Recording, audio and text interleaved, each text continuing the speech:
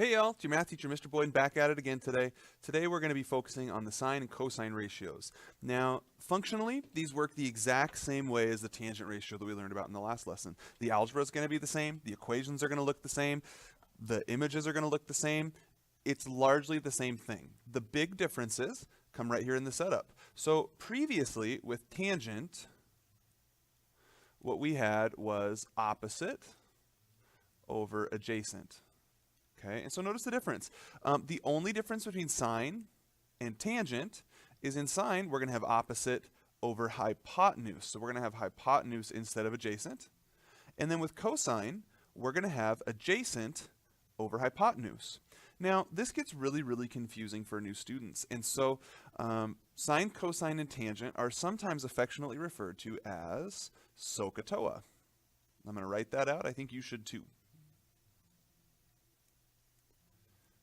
In fact, I think you should write everything on this page, okay? I think you should know that the opposite side from A is over here and that the adjacent is right next to it. The hypotenuse is here across from the right angle. You need to know that it's sine of an angle, just like tangent. These little guys are always angles. And then over here, these are always sides, okay? And then here's the meaning of this. It's that sine is opposite over hypotenuse. Look, sine, opposite, hypotenuse. Cosine is adjacent over hypotenuse. Cosine, adjacent, hypotenuse. And tangent is opposite over adjacent. Tangent, opposite, adjacent. Okay, so SOHCAHTOA. This is a way of remembering the order of all these things, because otherwise if you just have to memorize it straight up, it's going to be very challenging for most new learners. Okay, so and even for myself, if I don't have SOHCAHTOA, I struggle a little bit. Okay, so I like to keep that in mind. All right, so with this stuff down, let's kind of take the same path we took in the previous lesson. We're going to go through a few examples. We're going to kind of build up into some problem solving as we go. Okay, so let's start here. We've got our picture, and now we're asked for both the sine and the cosine of a bunch of these angles. So on the side, I'm going to write down SOHCAHTOA so I can keep that in mind. SOHCAHTOA. Toa. Okay, and here we go. Sine, I'm going to look over here. That's opposite and hypotenuse. So from T, where is the opposite side? It looks like it's over here at 8. And the hypotenuse is 17. So that's 8 over 17. Let's do cosine t. For cosine, that's ka, SOHCAHTOA, C-A-H, adjacent. So I need the adjacent side from t. That's down here at 15. So I get 15. Hypotenuse is the same. Cool. So notice that thing on the bottom in the denominator, it's going to be the same for sine and cosine. Now, if that made sense to you, I'd like you to try the next line. Okay, try doing sine of g and cosine of g by yourself. Pause if you need to, or go ahead if you are capable of going that quickly. So for g, I'm going to look at g, opposite over hypotenuse, so that's 15 over 17. And for g, cosine is adjacent over hypotenuse, so that's 8 over 17. And then I threw these two in down here just kind of for fun. So let's try to fill them in. Sine, opposite over hypotenuse, so we're dealing with angle R. From angle R, which side is the opposite side? That's 17. Okay. And then where's the hypotenuse? Hey, the hypotenuse is also 17.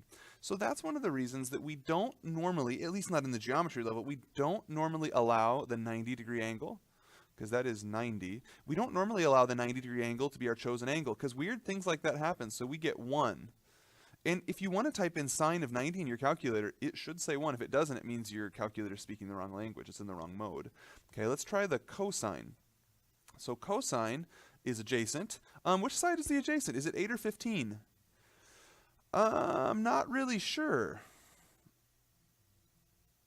It's not really clear in this example, so I'm going to say I don't know, and it's going to be I don't know over 17. So guys, again, that's another reason why we want to be really careful. We don't want to use a 90-degree angle, at least not in geometry class, for these types of calculations. Now you get to algebra at the next level, or if you get into pre-calculus or calculus, we're going to start using 90 because we're going to have some different kinds of understandings that are a little bit more advanced. But for now, if you find yourself writing 90, danger, pause. Okay, so this is how we set them up. I hope you can see the similarities between this and tangent. And so with this down, now let's practice solving some actual questions. Okay, in this one, we're going to solve for x. And so the first decision I have to make, before I just write tan, now we have to decide if we're using sine, cosine, or tangent. So especially when I'm just learning, I write SOHCAHTOA first. Okay, and if you haven't drawn the picture and you need to pause the video, do. Okay, you don't have to watch this in real speed. Pause the video, get your picture, make your notes look beautiful. Okay, so here I go. The angle is here, and I'm going to start right here. Is this the opposite, adjacent, or the hypotenuse? Okay, that looks like the adjacent side. So I'm going to put ADJ. And what I notice is adjacent means it's going to be either cosine or tangent. Sine doesn't have adjacent, so that's out. Now I'm going to come over here. What is this? Is that the opposite or the hypotenuse? Okay, it's across from the right angle. It is the longest side length on this triangle, so that is the hypotenuse. And so I look, and adjacent and hypotenuse, that's right here, which means we are going to use cosine. So cosine, I always put the angle next. Now guys, if you didn't write that down, write that down. The thing you always write after cosine or after sine is the angle. Okay, for me the angle is 55. So cosine of 55 equals, the adjacent comes first, and look, now that I've labeled it, it's really easy to see what to write. So x over, and then we need the hypotenuse next. Hypotenuse is 20. And so there's our setup. Now we do need to solve this. We need to figure out what x is. So if you want to look back at your 3 examples from the previous lesson of the 3 different things algebraically that can happen, this might be a good time to do that, because this is the case where the variable is in the numerator. So what we're going to do is multiply by 20 on both sides. So that cancels out. And then this says x equals something we can type in a calculator. So I'm going to type that in. 20 cosine 55, and I've got 11.5 when I do that. We should always pause and see if our answer is ridiculous or reasonable. If this little guy is 20, does it make sense that this is a bit shorter, a little more than half as much? Yeah, seems reasonable. It's not bad. So there we go. Let's do a couple more. Okay, how about this one? What I'd like to have you do is draw the picture, and then I want you to decide if this is sine, cosine, or tangent. Okay, so here's what I see.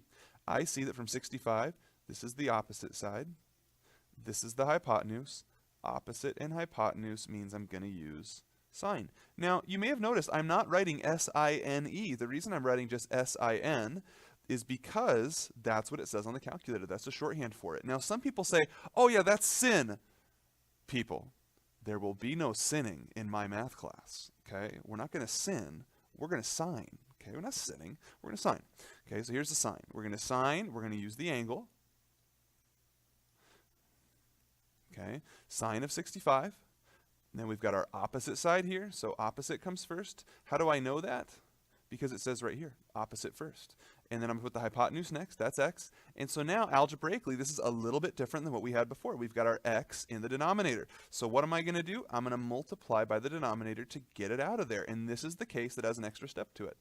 Okay, so x sine 65 equals 10. And then I need to divide by sine 65.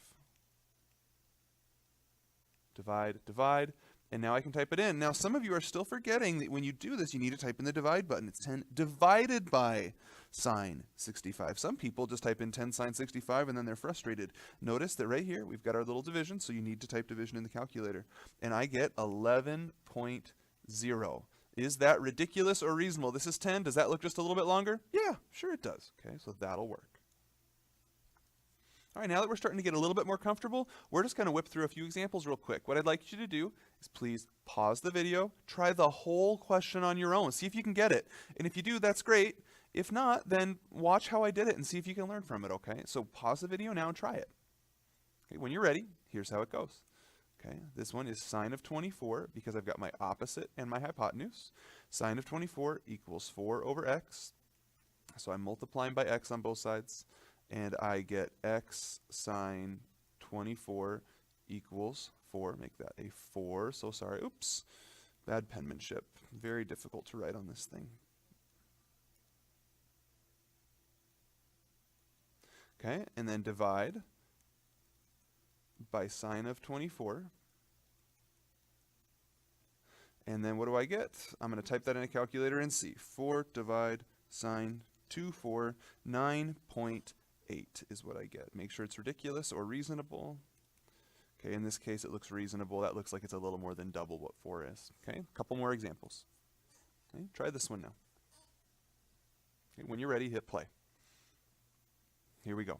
This one is cosine because I have my adjacent and hypotenuse, and we're talking SOHCAHTOA.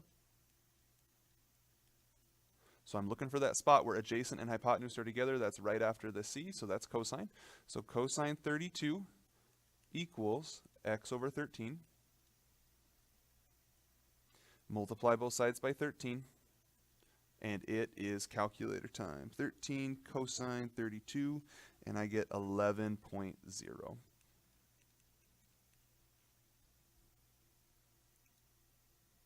Okay. Ooh, now we're finding an angle. Do you remember how to find an angle with tangent? Okay, we had to use tangent inverse. Remember, inverses find angles. Now, I'm not telling you if this is tangent or not, so that's what you're going to decide now. Do you think that this is sine, cosine, or tangent? Pause the video and try this whole question on your own, and then hit play when you're ready to see how it goes. Okay, this one is sine, because I have opposite and hypotenuse. So remember, we're putting sine. The thing that you write after sine is always an angle. What is the angle in this question? Nope, it's not 90. We talked about that at the beginning. We're not going to use 90. We're going to use the angle, and in this case, that's x. Okay, and then I need my opposite over my hypotenuse, O and H. Remember, SOHCAHTOA. Opposite, hypotenuse, boom, that's sine. That's why I did that. And then remember, inverses find angles. So what you need is sine inverse of 6 over 9. So you got to hit the shift button first or the second button first, depending on your calculator. And then 6 divided by 9, make sure it's in parentheses, just like I wrote on the screen. And then I'm going to round it to the nearest whole number. It rounds to 42 degrees. Make sure you understand that's degrees, and that's an angle. All right, one final example, and then we're going to wrap up for today. So here it is. Carlos is going to build a grain bin with a radius of 15 feet. He reads that the recommended slant of the roof is 25 degrees. Okay, we can see that on the picture. He wants the roof to overhang the edge by 1 foot. Okay, and that's right here. Think about when you've seen a house. The roof doesn't just end right where the wall starts. It usually overhangs a little bit. That keeps the sides of the house dry, or the sides of the silo in this case, or the grain bin. Okay, he wants the roof to overhang by 1 foot. What should the length x be? Okay, length x, there it is. All right, y'all. So here's the deal. We've spent a bunch of time in this unit learning about triangles. And this is some sort of a cylinder with a cone on top. Oh my gosh, what the heck? Well, we have to be able to break this thing down and understand how it actually is exactly what we've been learning. And so there's a triangle right here. Check this out. Okay, so I'm going to pull that down. I'm going to redraw that triangle so I can understand what's going on in this context. Okay, and let's see what I know. I know that's a right angle because it was labeled. I know that's 25 because it was labeled. I know this is x because it's labeled. And now I have to figure out how long is this. Well, folks, look. From here to here is 15 feet. Is that where this triangle ends? No. It goes an extra 1 foot. So you have 15 feet. You have an extra 1 foot. So the grand total is 16 feet. Now, I hope you can see how this picture that I drew over here on the left is exactly what we've been learning. So we took a context. We broke it down into things that we can understand, and so now we can answer the question. So folks, this is going to be one of our final examples of the day. So if you could give this a try, I would really appreciate it. So pause the video and give it a shot. This one is cosine. Okay, it's got the adjacent, and it's got the hypotenuse, so that's cosine. So cosine of 25 equals 16 over x. Okay, and it matters. You got to get those in order. Remember, it's SOHCAHTOA. Ka, C-A-H. Adjacent comes first. Adjacent goes on top. Multiply by x. And we get x cosine 25 equals 16. Okay, that doesn't look so nice, but that's okay. We can work with it. Let's divide by cosine 25. Ba-boom, ba-boom. And that's calculator time. 16 divide cosine 25, and I get 17.7.